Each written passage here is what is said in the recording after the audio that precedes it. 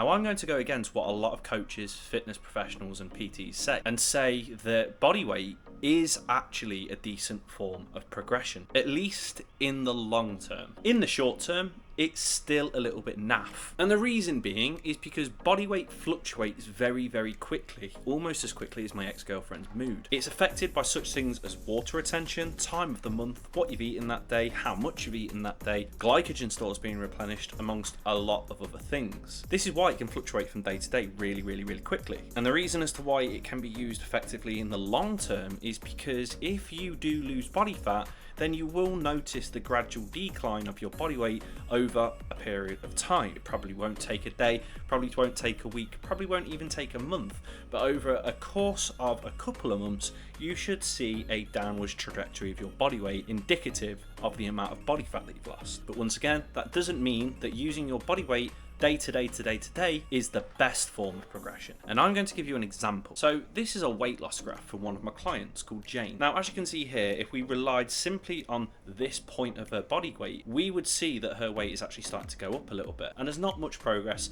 occurring. Now, before looking at this body weight graph, Jane actually told me that she went out at the weekend, she had family around, she did a lot of drinking, she did a lot of eating. And even though this really isn't that bad, does mean that her body weight may get impacted from water retention, from carbohydrate intake, water retention from alcohol intake, the sheer amount of food that's still in her gut from the weekend. The way we know that it's not body fat is because in 1 pound of body fat, there's around 3,500 calories, meaning that if this weight increase was just down to body fat, Jane would have need to eat in around 3,500 to 7,000 calories above her maintenance range in order to put on that pound of body fat, which she knows that she didn't do. Now I'm going to take this one step further. That is Jane's weight over the course of the last 3 days. If we zoom out, now we can see what her weight loss looks like over the last few months. And even though, as you can tell, there is a bunch of fluctuations in there because that is just how body weight works, the general trajectory of her body weight is going down over time. Because once again, it doesn't really matter what your body weight reads from day to day because that is not an accurate metric for progress. But we've seen her body weight go down over the course of months. And the fact that she's been in a calorie deficit, we can confidently say that her body weight is going down due to the amount of body fat that she's losing. So body weight should never be used in the short term